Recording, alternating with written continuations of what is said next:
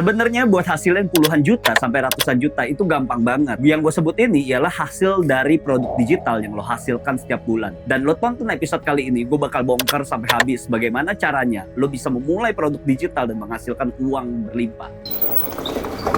Jadi coba kali ini gue bakal buka pikiran lo, kenapa sih lo harus memulai produk digital. Jadi gue punya temen di Amerika, bahkan di Singapura. Mereka tuh bilang kalau mainin produk digital, mereka bisa mencetak angka 1 juta USD itu satu bulan dengan karyawan yang sangat sedikit. Karyawan mereka cuma 2, tapi bisa menghasilkan 1 juta USD. Dan temen gue yang di Singapura, mereka bisa hasil sebulan tuh ratusan ribu dolar. Lo bayangin ya, seberapa besar prospek digital produk ini. Dan mereka juga bilang ke gue, kalau lo mau menghasilkan uang jauh lebih banyak di Indonesia, lo harus memainkan produk digital. Karena produk digital kita lihat ya, di Amerika, di Singapura, wah itu udah sangat banyak sekali. Tapi kita sering mendengar produk digital itu apa sih, dan kita juga ngelihat gitu, banyak banget konten creator yang ngebahas lo harus main produk digital dan sebagainya. Emang sebenarnya ketika lo memainkan produk digital, apalagi dengan perekonomian Indonesia seperti sekarang, lo bisa menghasilkan uang yang jauh lebih banyak ketika lo bermain produk yang wujudnya nggak ada, tapi lo bisa menghasilkan profit yang sangat maksimal. Mungkin aja lo bilang gitu ya, oh kok gue nggak punya skill, gue nggak tahu mau jualan apaan. Bro, gue kasih tahu satu hal ya, gue hidup juga nggak punya skill, apa juga gue belajarin. Makanya sekarang gue bisa share ke kalian karena gue belajar gitu loh. Kalau emang lo nggak punya skill, lo ajak temen lo kerja sama yang punya skill. Masa sih lo punya temen tolol semua nggak punya skill? Pasti ada satu temen lo yang bisa punya skill, terus bisa lo monetize gitu skillnya. Jadi teman-teman gue di US ini, singkat cerita ya, sama di Singapura, mereka bilang potensi digital produk ini bakal growth kurang lebih ya 2-3 tahun terakhir. Nanti lo lihat aja pada main produk digital. Lo bayangin ketika lo udah tahu informasi kayak begini, lo masih aja nggak mulai-mulai. Ya udah, itu lo rasain sendiri. Sekarang kan gue cuma kasih tahu informasinya kenapa lo harus main produk digital. Kalau lo mau growth, ini gue bakal bongkar nih step by stepnya kayak gimana supaya lo bisa hasil duit. Lo bayangin, gue sering denger nih dari teman-teman gue, mereka udah impor barang, mereka udah bikin brand gitu ya, ya minus setiap tahun. Kenapa? Ya karena lo harus bersaing tuh. Ketika lo bikin produk baru, lo harus spend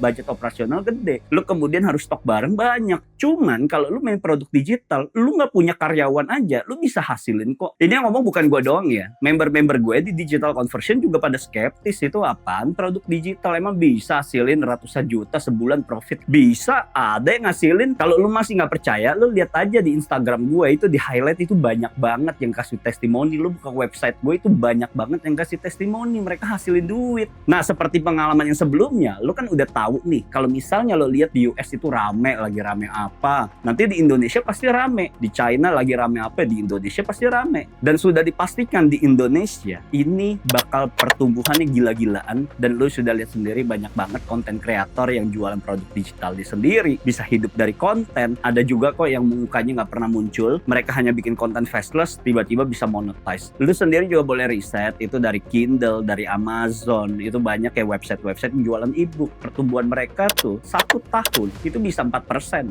Yaitu saatnya lo harus mulai, bukan pada saat nanti udah mulai rame, marketnya udah red ocean, lo baru mikir, coba ya gue dengerin kata Kowili berapa tahun lalu, kalau enggak gue udah bisa hasilin duit. Ya itu siklus lo dari dulu, makanya nggak mulai-mulai dan lo gak dapet duit. Coba lo dengerin ngomongan gue kayak begini dari tahun 2025 ini, nanti lo lihat 2026, nanti lo lihat 2027, gue berani bertaruh produk digital itu bakal rame banget, bakal gila banget, dan persaingan lo yang mau main faceless atau main yang mukanya nggak muncul, lo bakal kalah. Coba aja nanti lo lihat perkembangan software seperti SaaS atau software as a service itu bakal gila banget di Indonesia, dan semua itu basisnya digital. Masa sih lo nggak kebagian uang dari produk digital itu sendiri? Orang-orang aja udah berlomba-lomba. Gue baru minggu lalu di kontak sama temen gue yang udah lama nggak ketemu, dia di Surabaya, dia nawarin gue, lo mau nggak collab sama gue untuk pengembangan software SaaS ini? Ya gue sih masih belum bisa jawab, tapi kedepannya sudah dipastikan perkembangan teknologi yang basisnya nanti AI, digital, itu bakal gila-gilaan. Kayak lo lihat lokal brand itu pada bikin brand, kayak sekarang berdarah-darah persaingannya. Uang yang udah dikepul bertahun-tahun dari main dropship bikin brand jadi pada jatuh. Nanti juga kayak begitu kalau lo main produk digital. Susahnya bukan main karena persaingan tinggi. Otomatis kalau persaingan tinggi, lo harus tampil beda, baru lo bisa hasilin duit jauh lebih banyak. Jadi gue gak usah terlalu banyak ngomong, lu coba aja buktiin sendiri, karena nanti kedepannya orang sudah pasti FOMO dari produk digital itu sendiri.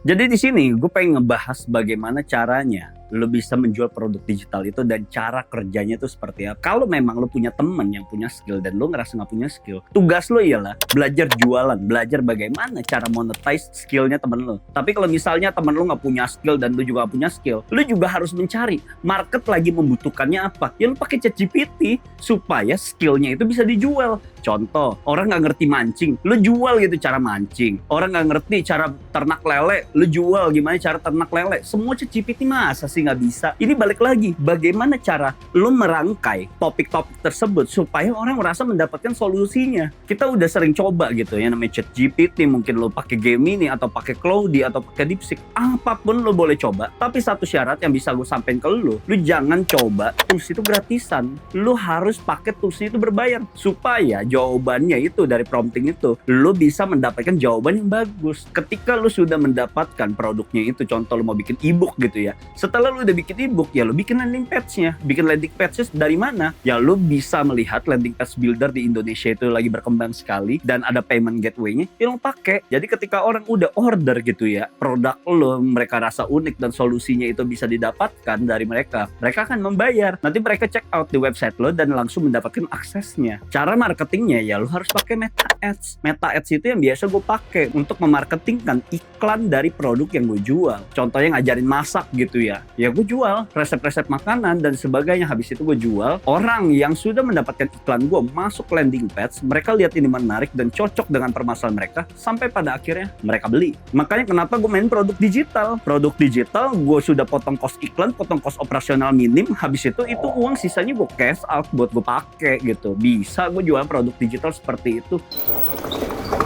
Jadi ini gue bakal jelasin, ini ialah step paling krusial bagaimana caranya lo memulai produk digital dan supaya lo paham nih framework berpikir gue seperti apa. Karena gue paling gak suka membuat semua itu ribet gitu. Gue akan mempersingkat framework berpikir gue supaya lo yang gak ngerti, lo yang awam itu lo paham gitu. Yang pertama, ChatGPT lo harus berbayar. Kemudian setelah lo sudah memiliki ChatGPT itu, tujuannya apa sih? Lo bikin isi bukunya atau lo bisa punya gambaran buat topik seperti apa, cari di ChatGPT, tanya di ChatGPT, semua itu ada promptingnya. Prompting itu ya lu pelajar gitu, lu nanya ChatGPT gimana cara menghasilkan prompting yang bagus, nanti mereka juga kasih tahu kok. Makanya lu harus berbayar. Kalau lu pakai yang gratisan sudah pasti isi otak lu kopong. Gue jamin, lu taruhan sama gue pakai ChatGPT Pro, lu pakai yang gratisan, coba otak lu pasti kopong, jauh sama gue. Jadi lu nggak bisa bandingin gitu ya. Bisa ngadu sama gue, ngadu knowledge sama gue kalau lu pakainya aja gratisan. Setelah lu sudah pakai ChatGPT yang berbayar, bikin produknya.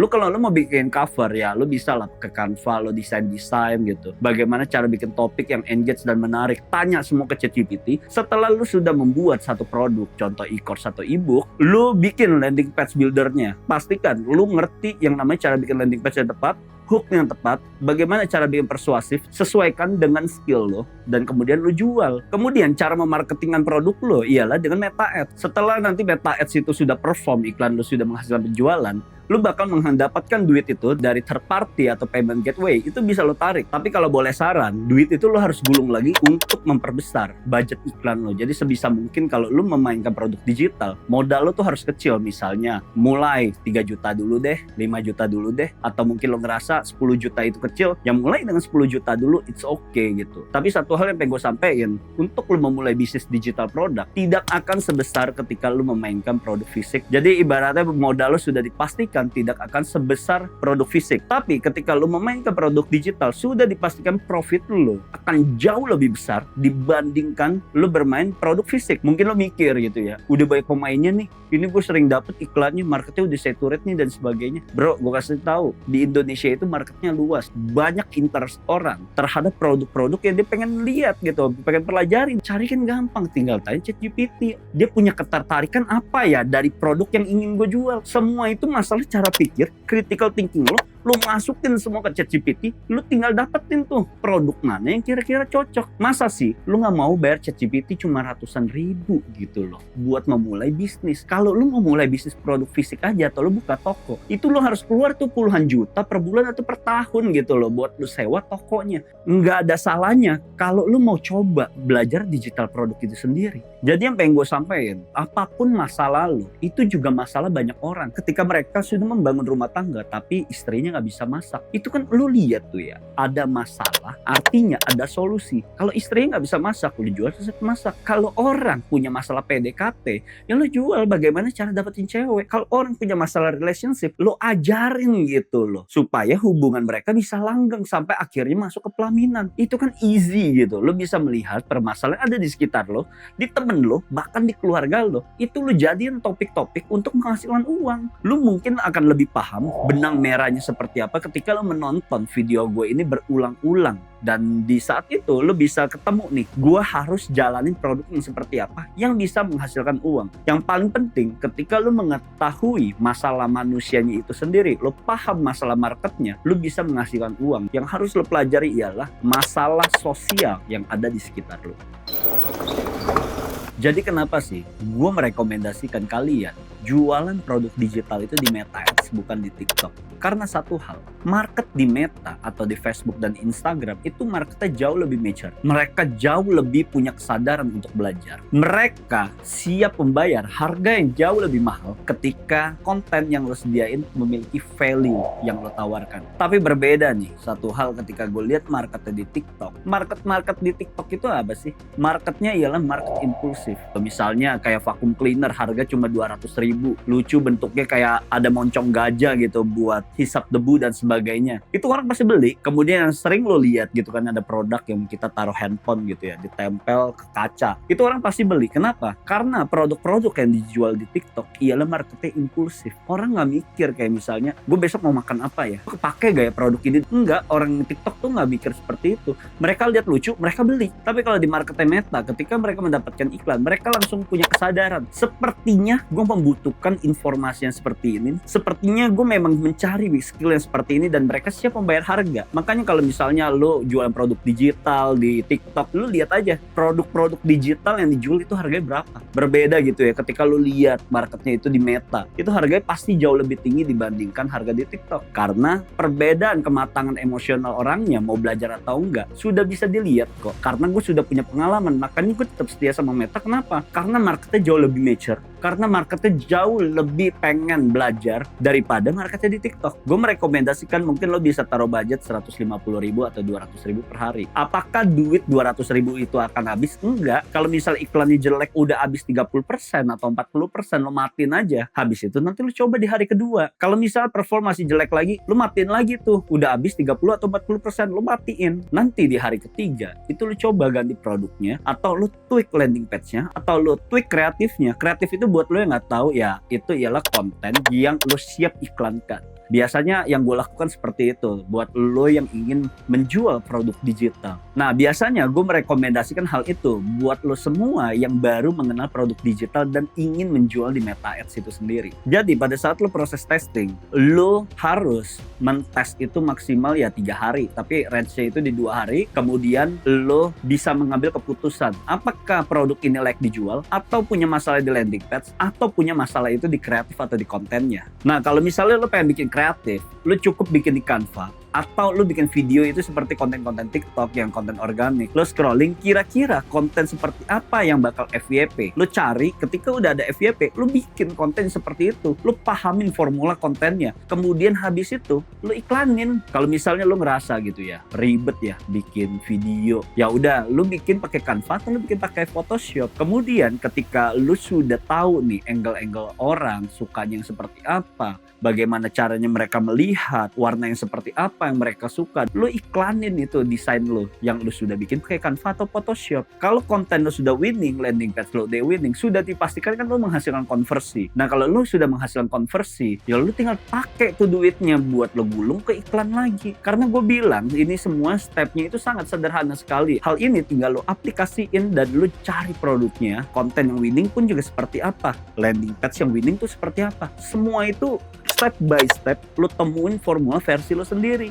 Gue bisa sampai di titik ini ketika gue jualan produk digital itu sendiri. Gue mulai produk digital itu di akhir 2023 sampai pada akhirnya ketika di 2025 ini gue udah panen raya, ya gue sharing ke lu semua dengan step by step yang sederhana. Hal yang mau gue sampaikan ke kalian semua, jangan sampai lu kehilangan momentum digital produk ini. Yang sering gue lihat dari 2020 sampai 25 ini sudah 5 tahun. Lu udah lihat ya, banyak era-era yang berakhirnya tuh sekarang. Di 2020 itu ramai banget orang main dropship, jualan herbal, jualan fashion. Mereka nggak punya toko di marketplace dan mereka jualan itu di Meta Ads. Ini tuh sudah berguguran ini era dropship. Setelah era dropship, orang-orang pada berlomba-lomba untuk membuat lokal brand. Ketika mereka buat lokal brand, itu udah rame sekali dan yang bertahan sampai sekarang juga ada, masih banyak juga, dan yang berguguran itu jauh lebih banyak. Dulu rame banget affiliate dari live, sekarang mereka pada kemana? Yang bertahan juga dikit kan. Jadi makanya kalau lo lihat dalam 5 tahun terakhir ini banyak hash yang sedang bergeser, terutama ke digital produk. Jangan sampai nih ketika gue udah bilang begini, lo makan buntutnya doang. Contoh misalnya 2028 gitu ya, buntutnya, atau di 2030 lo baru mulai. Ya sayang banget, lo jualan sudah pasti jauh lebih susah, iklan makin mahal, konten juga pasti berubah. Yang harus lo perhatikan, bagaimana caranya lo bisa